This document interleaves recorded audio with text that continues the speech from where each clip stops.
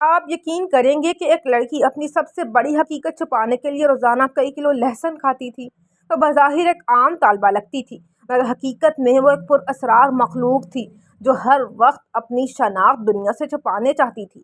اسی لیے وہ ہمیشہ اپنے ساتھ ایک مقدس صلیب رکھتی تھی اور لوگوں کے سامنے ایسے ظاہر کرتی جیسے اسے لہسن بہت پسند ہو۔ لیکن ایک راز ایسا بھی تھا جو کوئی نہیں جانتا تھا۔ اس کی اصل خوراک چھوٹے چھوٹے ٹماٹو ساس کے پیکٹس میں چھپی ہوتی تھی جنہیں وہ ہر وقت اپنے ساتھ رکھتی تھی۔ ایک دن بس میں سفر کے دوران اچانک ایک جوڑے کے درمیان جھگڑا شروع ہو گیا۔ ہاتھا پائی اور بحث میں ایک ڈبہ زمین پر جا گرا۔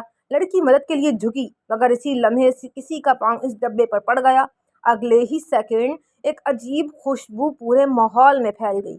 وہ عام مشروب بالکل نہیں تھا بلکہ سرخ رنگ کا خون تھا جس نے لڑکی کے اندر چھپی بھوک کو جگا دیا۔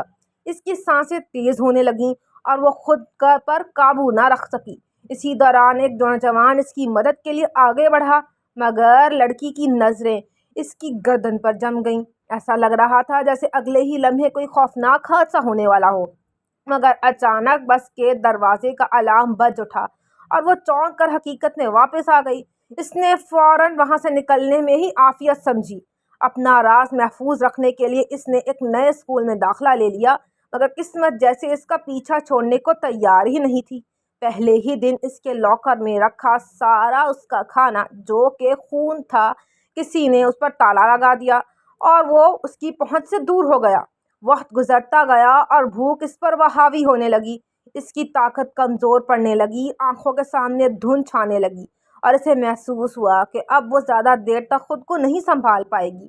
تبھی وہی بس والا لڑکا دوبارہ اس کے سامنے آ گیا۔ جیسے ہی ایک مانوس خوشبو اس کے قریب پہنچی، اس کے اندر چھپا راز باہر آنے لگا۔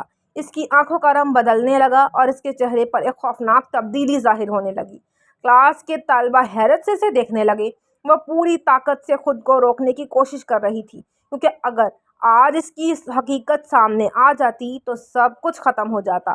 وہ فوراً وہاں سے بھاگی مگر چند قدم بعد ایک لڑکے نے اس لڑکے سے ٹکرا گئی اور بے ہوش ہو کر زمین پر گر پڑی۔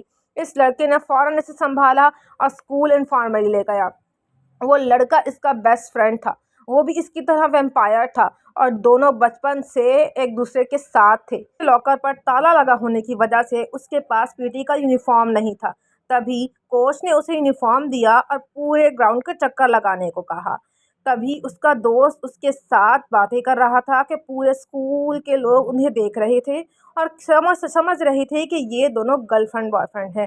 اور تبھی وہ بس والا لڑکا ان دونوں کو دیکھ رہا تھا اور باتیں بھی سن رہا تھا۔ شاید اس کو جیلسی ہو رہی تھی۔ مجھے سیریز کا نام نہیں پتا، اگر کسی کو پتا ہے تو کمنٹ سیکشن میں بتا دے۔